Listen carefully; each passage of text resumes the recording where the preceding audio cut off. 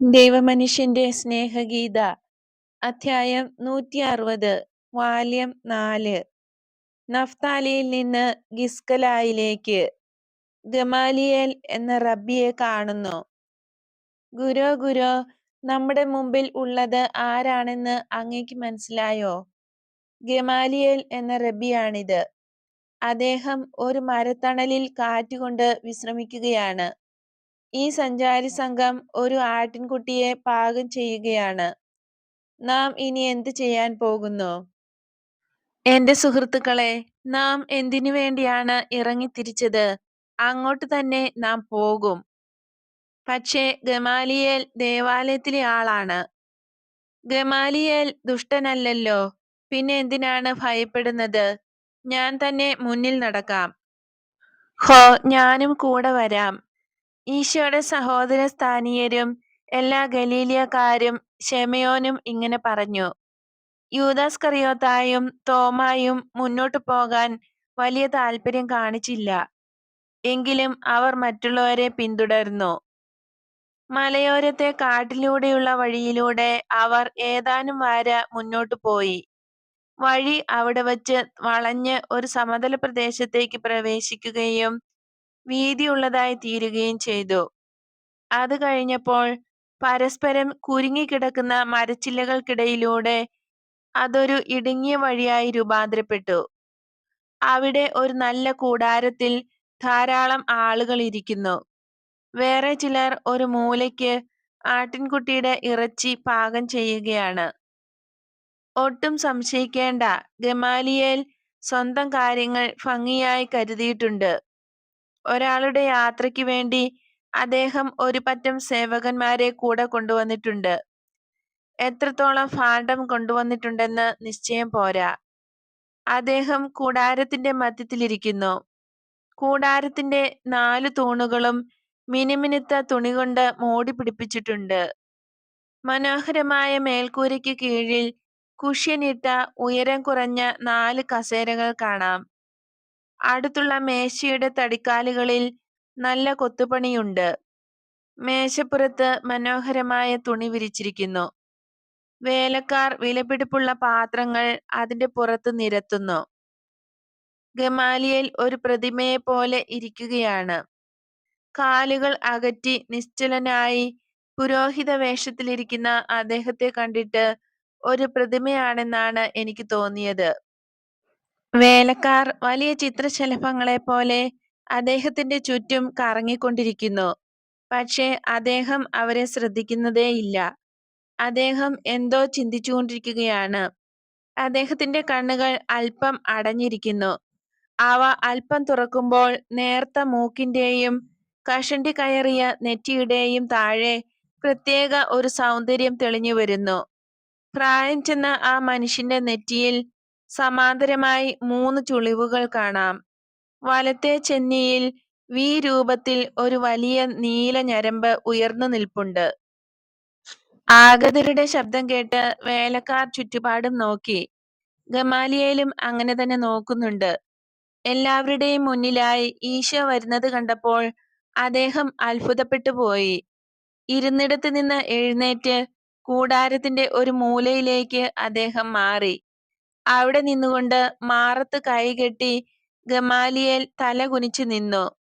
ഈശോ അതേ രീതിയിൽ തന്നെ അതിന് പ്രത്യഭിവാദനം നൽകി. റബ്ബി, അങ്ങ് ഇവിടെ എങ്ങനെ എത്തി? ഗമാലിയേൽ ചോദിച്ചു. റബ്ബി, ഞാൻ ഇവിടെയൊക്കെ ഉണ്ട്, ഈശോ ഉത്തരം പറഞ്ഞു. അങ്ങ് എങ്ങോട്ട് പോവുകയാണ്? ഞാൻ നഫ്താലിയിൽ നിന്ന് വരികയാണ്. ഗിസ്കലായിലേക്ക് പോകുന്നു.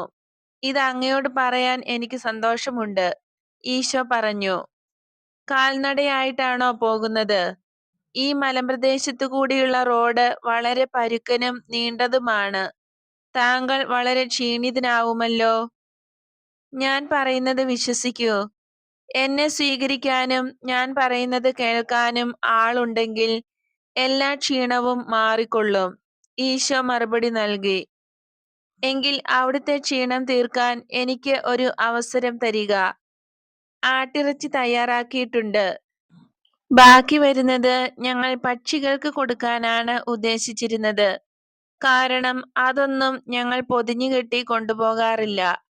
അങ്ങേക്കും അങ്ങയുടെ അനുയായികൾക്കും ഭക്ഷണം തരാൻ ഞങ്ങൾക്ക് ഒരു ബുദ്ധിമുട്ടുമില്ല. ഈശോ, അങ്ങയോട് എനിക്ക് സ്നേഹമാണുള്ളത്. അങ്ങ് എന്നേക്കാൾ കുറഞ്ഞവനല്ല, വലിയവനാണ്. ഞാൻ അങ്ങയെ വിശ്വസിക്കുന്നു. ഞാൻ അങ്ങയുടെ ആതിഥ്യം സ്വീകരിക്കുന്നു. ഗമാലിയേൽ ഒരു സേവകനോട് എന്തോ പറഞ്ഞു. അയാളാണ് അക്കൂട്ടത്തിൽ ഏറ്റവും ഉയർന്ന പദവിയിലുള്ള ആൾ എന്ന് തോന്നുന്നു. കൂടാരം കുറെ കൂടി വിസ്തൃതമാക്കുകയും കൂടുതൽ കസേരകളും പാത്രങ്ങളും നിരത്തുകയും ചെയ്യുന്നു. വേലക്കാർ ആഗതരുടെ കൈ കഴുകുന്നതിന് വേണ്ടി പാത്രത്തിൽ വെള്ളം കൊണ്ടുവന്നു.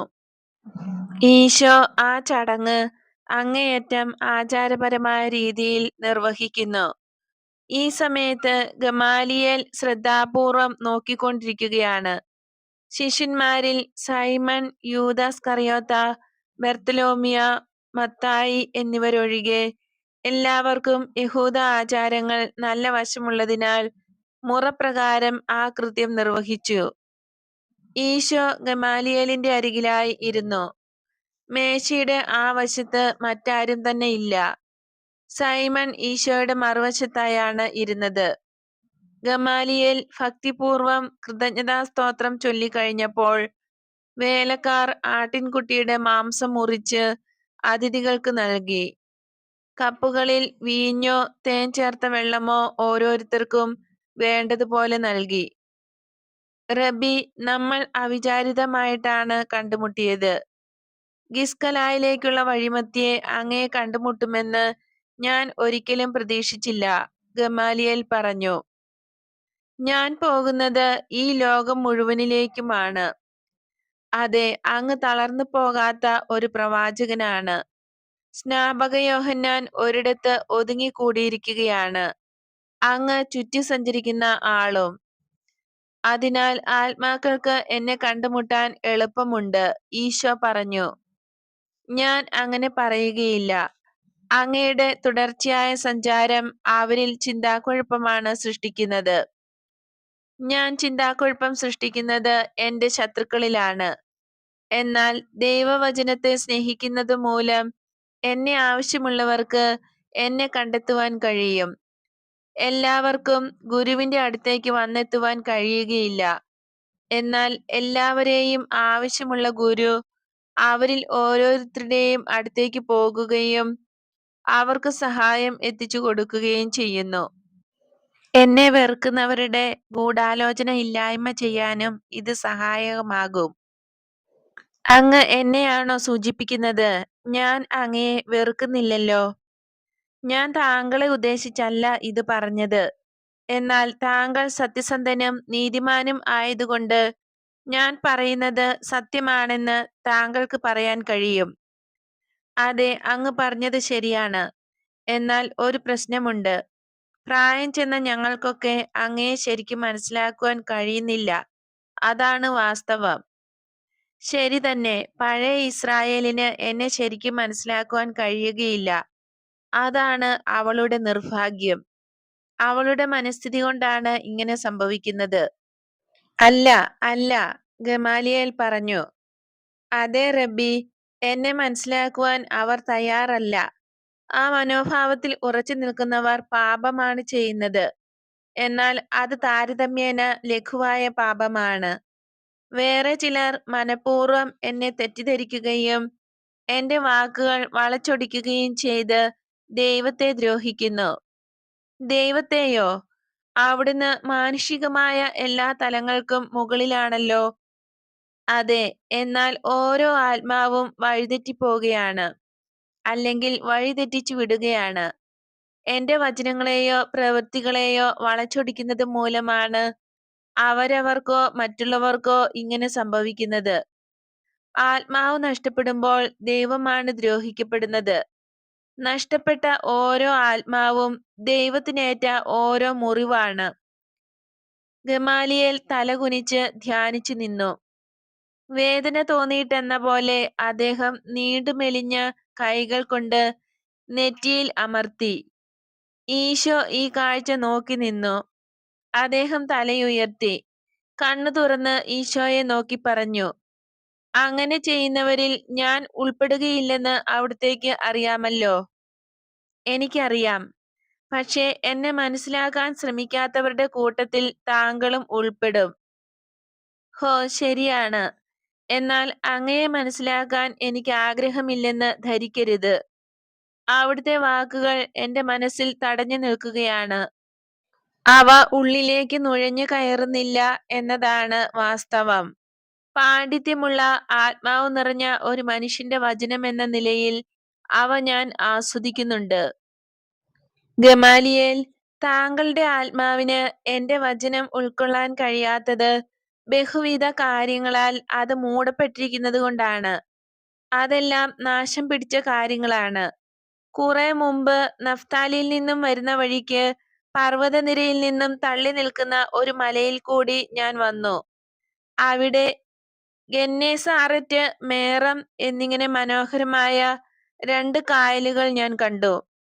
പരുന്തുകളും ദൈവത്തിന്റെ മാലാഖമാരും അവ കണ്ടാൽ ഒരിക്കൽ കൂടി ഇപ്രകാരം പറയും: സ്രഷ്ടാവേ, അവിടുന്ന് പ്രദാനം ചെയ്തിട്ടുള്ള ഈ സൗന്ദര്യത്തിനായി അങ്ങേക്ക് നന്ദി പറയുന്നു. ആ മല മുഴുവനും പൂക്കളാലും പച്ച നിറമുള്ള പുൽത്തകിടികളാലും മൂടപ്പെട്ടിരിക്കുന്നു. പഴത്തോട്ടങ്ങളും പറമ്പുകളും കാടുകളും എല്ലായിടത്തും കാണാം. വാഗമരങ്ങൾ സുഗന്ധം പൊഴിക്കുകയും ഒലിവ് മരങ്ങൾ ആയിരക്കണക്കിന് വെള്ളപ്പൂക്കളെ കൊണ്ട് പടയണി കൂട്ടുകയും ചെയ്യുന്നു. ഇത്തിളും മറ്റ് പടർപ്പ് ചെടികളും ചേർന്ന് ഓക്കുമരത്തെ മനോഹരമായി വസ്ത്രമണിയിച്ചിട്ടുണ്ട്.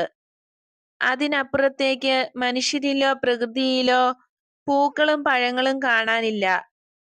കാറ്റിന്റെ എല്ലാ പരിശ്രമങ്ങളും മനുഷ്യന്റെ എല്ലാ ഉദ്യമങ്ങളും നിഷ്ഫലമായിരിക്കുന്നു. പുരാതന ഹാറ്റസറിന്റെ ഭീമാകാരമായ അവശിഷ്ടങ്ങൾ എല്ലാറ്റിനെയും മൂടിക്കിടക്കുന്നു. വലിയ കല്ലുകൾക്കിടയിൽ വള്ളിച്ചെടികൾക്കും കുറ്റിച്ചെടികൾക്കും മാത്രമേ വളരാൻ കഴിയൂ. പാമ്പുകൾക്ക് ഒളിച്ചിരിക്കാനും കഴിയും. കേട്ടോ ഗമാലിയേൽ? എനിക്ക് മനസ്സിലായി. ഞങ്ങളും അവശിഷ്ടങ്ങളാണ്.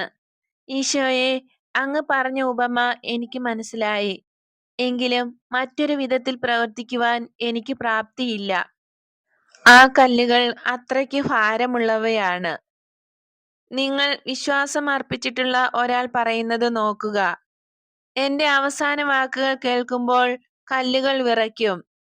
എങ്കിലും താങ്കൾ മിശിഹായുടെ അവസാന വാക്കുകൾക്ക് വേണ്ടി കാത്തിരിക്കുന്നത് എന്തിനാണ്? അതിനു മുമ്പേ എന്നെ പിന്തുടരാൻ കഴിയാത്തതിൽ താങ്കൾക്ക് വിഷമമില്ലേ? അവസാനം ദുഃഖകരമായ വാക്കുകൾ, മരണാസന്നനായ ഒരു സുഹൃത്തിൻ്റെതുപോലെ. അത് നാം കേട്ടേ മതിയാവൂ. പക്ഷേ അപ്പോഴേക്കും വളരെ വൈകിപ്പോവും. അങ്ങ് പറഞ്ഞത് ശരിയാണ്. എങ്കിലും എനിക്കത് കഴിയുകയില്ല. വിശ്വസിക്കാവുന്ന ഒരു അടയാളത്തിനു വേണ്ടി ഞാൻ കാത്തിരിക്കുകയാണ്. ഒരു നിലം തരിശായി കിടക്കുകയാണെങ്കിൽ അത് ഉഴുതുമറിക്കാൻ ഒരു മിന്നൽ പിണറിന് കഴിയുകയില്ല. നിലത്ത് അത് ഏൽക്കുകയില്ല. എന്നാൽ മണ്ണിനെ മൂടിക്കിടക്കുന്ന പാറയിൽ അത് ഏൽക്കുക തന്നെ ചെയ്യും. ഗമാലിയേൽ, ആ പാറ നീക്കിക്കളയാനെങ്കിലും ശ്രമിക്കൂ. അല്ലാതെ ആ പാറകൾ നിങ്ങളുടെ മനസ്സിൽ തന്നെ കിടന്നാൽ ആ അടയാളം നിങ്ങളെ വിശ്വാസത്തിലേക്ക് നയിക്കുകയില്ല. ഗമാലിയേൽ നിശബ്ദനായി ചിന്തയിൽ മുഴുകി. ഭക്ഷണം കഴിഞ്ഞിരിക്കുന്നു. ഈശോ എഴുന്നേറ്റിട്ട് പറഞ്ഞു, എന്റെ ദൈവമേ, ഞാൻ അവിടുത്തേക്ക് നന്ദി പറയുന്നു. ഈ ഭക്ഷണത്തിനു വേണ്ടിയും ജ്ഞാനിയായ ഒരാളുമായി സംസാരിക്കാൻ അവസരം ലഭിച്ചതിനു വേണ്ടിയും. ഗമാലിയേലേ, അങ്ങേക്കും നന്ദി. ഗുരു, അങ്ങനെ അങ്ങ് പോകരുത്. എന്നോട് കോപിച്ചിട്ടാണോ അങ്ങ് പോകുന്നതെന്ന് ഞാൻ ഭയപ്പെടുന്നു. ഹേയ്, അങ്ങനെയല്ല. താങ്കൾ എന്നെ വിശ്വസിക്കണം. അങ്ങനെയെങ്കിൽ അങ്ങ് പോവരുത്. ഞാൻ ഹില്ലേലിന്റെ ശവകുടീരത്തിലേക്ക് പോവുകയാണ്. എന്റെ കൂടെ വരാൻ അങ്ങേക്ക് ബുദ്ധിമുട്ടുണ്ടോ? അതിന് അത്രയധികം സമയമൊന്നും എടുക്കുകയില്ല. കാരണം എല്ലാവർക്കും വേണ്ടി ഞാൻ കോവർ കഴുതുകളെയും കരുതിയിട്ടുണ്ട്. വേലക്കാർ അവയെ ഒന്ന് ഒരുക്കിയാൽ മാത്രം മതി. ഈ റോഡിലെ ഏറ്റവും ബുദ്ധിമുട്ടുള്ള ഈ ഭാഗം അങ്ങനെ അവിടത്തേക്ക് നിഷ്പ്രയാസം കടക്കാം. താങ്കളുടെ കൂടെ വരാനോ ഹില്ലേലിന്റെ ശവകുടീരത്തിലേക്ക് പോവാനോ എനിക്ക് ബുദ്ധിമുട്ടൊന്നുമില്ല. ഇത് എനിക്കൊരു ബഹുമതിയാണ്. നമുക്ക് പോകാം. ഗമാലിയേൽ ആവശ്യമായ നിർദ്ദേശങ്ങൾ നൽകി. കൂടാരത്തിൽ നിന്നും എല്ലാവരും പുറത്തേക്കിറങ്ങി. ഈശോയും ഗമാലിയേലും ഓരോ കോവർ കഴുതയുടെ പുറത്തു കയറി. അവർ പരസ്പരം വശം ചേർന്ന് മുമ്പോട്ട് നീങ്ങി. തീർത്തും കുത്തനെയുള്ള ആ റോഡിലൂടെ അവർ നീങ്ങിയപ്പോൾ മൃഗങ്ങളുടെ ഇരുമ്പുലാടങ്ങൾ ഉച്ചത്തിൽ ശബ്ദമുണ്ടാക്കിയിരുന്നു. ഗമാലിയേൽ നിശബ്ദനാണ്. ഇരിപ്പിടം സുഖകരമാണോ എന്ന് അദ്ദേഹം 2 തവണ ഈശോയോട് ചോദിച്ചു. അത്രമാത്രം. അവിടുന്ന് മറുപടി പറഞ്ഞിട്ട് നിശബ്ദനായി ചിന്തയിൽ മുഴുകി. ഗമാലിയേൽ തന്റെ കോവർ കഴുതയെ അല്പം പിന്നോട്ട് മാറ്റി. ഈശോയെ മുന്നിൽ വിട്ടതുപോലും അവിടുന്ന് ശ്രദ്ധിച്ചില്ല. ഇത് ഈശോയുടെ ഓരോ ചലനവും ഗമാലിയേലിന് ശ്രദ്ധിക്കാൻ വേണ്ടിയായിരിക്കാം. വൃദ്ധനായ ആ റബ്ബിയുടെ കണ്ണുകൾ ചുഴിഞ്ഞുകീറുന്നവയായിരുന്നു. ഉരുവിനെ നോക്കുന്ന ഒരു കച്ചവടക്കാരൻ്റേതുപോലെ. എന്നാൽ ഈശോ ഇതൊന്നും അറിയുന്നില്ല. കോവർ കഴുതയുടെ താളത്തിനൊത്ത നീക്കമനുസരിച്ച് അവിടുന്ന് ശാന്തമായി മുമ്പോട്ട് പോയിക്കൊണ്ടിരുന്നു. ചിന്താഭരിതനാണെങ്കിലും അവിടുന്ന് ചുറ്റും നടക്കുന്ന സവിശേഷ കാര്യങ്ങളെല്ലാം ശ്രദ്ധിക്കുന്നുണ്ട്. സ്വർണ്ണ നിറമുള്ള പൂക്കുല പറിച്ചെടുക്കാനായി അവിടുന്ന് കൈകൾ നീട്ടി. ഇടതൂർന്ന പച്ചില ചെടികൾക്കിടയിൽ കൂടുകെട്ടിക്കൊണ്ടിരുന്ന 2 പക്ഷികളെ നോക്കി ഈശോ പുഞ്ചിരിച്ചു. കരിങ്കുയിലിന്റെ പാട്ട് കേൾക്കാൻ വേണ്ടി അവിടുന്ന് കോവർ കഴുതയെ അല്പം നിർത്തി. ഇണപക്ഷിയോട് ജോലി ചെയ്യാൻ ആവശ്യപ്പെടുന്ന ഒരു കാട്ടുപ്രാവിന്റെ ശബ്ദം കേട്ട് അവിടുന്ന് സമ്മതപൂർവം തലകുലുക്കി. അങ്ങ് സസ്യങ്ങളെയും ജന്തുക്കളെയും വളരെ ഇഷ്ടപ്പെടുന്നു, അല്ലേ? അതെ, വളരെയേറെ. അവ എന്റെ ജീവനുള്ള പുസ്തകമാണ്. മനുഷ്യന് വിശ്വാസത്തിന്റെ അടിത്തറ മുമ്പിലുണ്ടാവും. ഉൽപ്പത്തി പുസ്തകം ജീവിക്കുന്നത് പ്രകൃതിയിലാണ്. ഇതൊക്കെ എങ്ങനെ കാണണമെന്ന് മനസ്സിലാക്കാൻ കഴിയുന്നവന് എങ്ങനെ വിശ്വസിക്കണമെന്നും അറിയാൻ കഴിയും. മനോഹരമായ സുഗന്ധമുള്ള ഈ പുഷ്പത്തെ നോക്കൂ. കുത്തിത്തറയ്ക്കുന്ന മുള്ളുകൾക്കിടയിൽ ഈ മനോഹരമായ പുഷ്പം താനെ ഉണ്ടായതാണോ? ആ കുരുവിയെ നോക്കൂ. രക്തക്കറ പറ്റിയതുപോലെ ഇരിക്കുന്ന ആ പക്ഷിയിൽ നിന്നും സുന്ദരമായ ശബ്ദം എങ്ങനെ വരുന്നു? ആ ഇണപ്രാവുകളെ നോക്കൂ. അവയുടെ നരച്ച കഴുത്തുകളിലെ തൂവലുകളിൽ ഈ മാർബിൾ വർണ്ണം തേച്ചു പിടിപ്പിച്ചതാരാണ്? ഇനി അങ്ങ് മുകളിൽ പറന്നു കളിക്കുന്ന ചിത്രശലഭങ്ങളെ നോക്കൂ. ഒന്ന് കറുത്തതാണ്. അതിന് സ്വർണ്ണ നിറത്തിലും മാണിക്യ നിറത്തിലും വലിയ ചിത്രങ്ങളുണ്ട്. മറ്റേതിന് നീല വരകളാണുള്ളത്. അവയുടെ ചിറകുകളിൽ രത്നങ്ങളും റിബണുകളും കാണാം. അവയ്ക്ക് ഇതൊക്കെ ആരാണ് നൽകിയത്? ഈ അരുവിക്കോ? അതിൽ വെള്ളമാണ്, സമ്മതിച്ചു. പക്ഷേ അതെവിടെ നിന്നും വരുന്നു? ജലമൂലകത്തിന്റെ ആദ്യ സ്രോതസ് ഏതാണ്? ഓഹോ, വിശ്വസിക്കാൻ വേണ്ടി അടയാളം നോക്കുന്നു. എങ്ങനെ നോക്കണമെന്ന് അറിയാവുന്നവന് അടയാളം കണ്ടെത്താം, ഈശോ പറഞ്ഞു. വിശ്വസിക്കാൻ വേണ്ടി അടയാളം നോക്കുക. നമ്മുടെ മുന്നിലുള്ള ജീവിക്കുന്ന ഉൽപ്പത്തി പുസ്തകത്തിൽ ഞങ്ങൾ തീരെ കുറച്ചേ കാണുന്നുള്ളൂ. ഗമാലിയേൽ, നിങ്ങൾ കൂടുതൽ ശാസ്ത്രം കാണുന്നു. എന്നിട്ട് കുറച്ച് സ്നേഹവും കുറച്ച് എളിമയും മാത്രമേ അവിടെ കണ്ടെത്തുന്നുള്ളൂ. ഗമാലിയേൽ ദീർഘശ്വാസം വിട്ട് തല കുലുക്കി. അദ്ദേഹം പറഞ്ഞു, ഈശോയെ, നാം ഇവിടെ എത്തിക്കഴിഞ്ഞു. ഹില്ലേലിനെ അടക്കം ചെയ്തിരിക്കുന്നത് അതാ ആ കാണുന്നിടത്താണ്. നമുക്ക് താഴെ ഇറങ്ങി കോവർ കഴുതകളെ ഇവിടെ നിർത്താം. ഒരു വേലക്കാരൻ അവയെ നോക്കിക്കൊള്ളും. അവർ താഴെ ഇറങ്ങിയിട്ട് കോവർ കഴുതകളെ ഒരു മരത്തിന്റെ ശാഖയിൽ കെട്ടി. അതിനുശേഷം അവർ ശവകുടീരത്തിനടുത്തേക്ക് നടന്നു. മലയിൽ നിന്നും തള്ളി നിൽക്കുന്ന ആ ശവകുടീരം പൂർണ്ണമായും അടച്ചിട്ടിരിക്കുന്ന ഒരു വീടിനോട് ചേർന്നാണ് സ്ഥിതി ചെയ്യുന്നത്. ഞാൻ ഇവിടെ വരുന്നത് ധ്യാനിക്കാനും ഇസ്രായേലിന്റെ പെരുന്നാളുകൾക്ക് വേണ്ടി സ്വയം ഒരുങ്ങാനുമാണ്. ആ വീട്ടിലേക്ക് ചൂണ്ടിക്കാണിച്ചുകൊണ്ട് ഗമാലിയേൽ പറഞ്ഞു, താങ്കൾക്ക് ജ്ഞാനം എല്ലാ പ്രകാശവും നൽകട്ടെ. ഇതാ ഇവിടെ വരുന്നത് മരണത്തെ അഭിമുഖീകരിക്കാൻ വേണ്ടി സ്വയം തയ്യാറായവനാണ്. ആ മനുഷ്യൻ ഒരു സാധാരണക്കാരനായിരുന്നു. ശവകുടീരത്തിലേക്ക് വിരൽ ചൂണ്ടി ഗമാലിയേൽ പറഞ്ഞു, ആ മനുഷ്യൻ വെറും ഒരു സാധാരണക്കാരനായിരുന്നല്ലോ. അയാളുടെ ഭൗതികാവശിഷ്ടത്തിന്റെ അരികിലിരുന്ന് ഞാൻ പ്രാർത്ഥിക്കാം.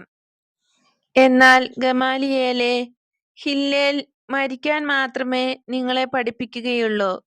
ജീവിക്കാനാണ് അയാൾ നിങ്ങളെ പഠിപ്പിക്കേണ്ടിയിരുന്നത്. അതെങ്ങനെ ഗുരോ? ഒരു മനുഷ്യന് താഴ്മ വരുമ്പോഴാണ് അയാൾ മഹാനാവുന്നത്. ഇതായിരുന്നല്ലോ അയാൾക്ക് പ്രിയപ്പെട്ട ചൊല്ല്. അയാളെ ഒരിക്കലും കണ്ടിട്ടില്ലാത്ത അങ്ങ് ഇതെങ്ങനെ അറിഞ്ഞു?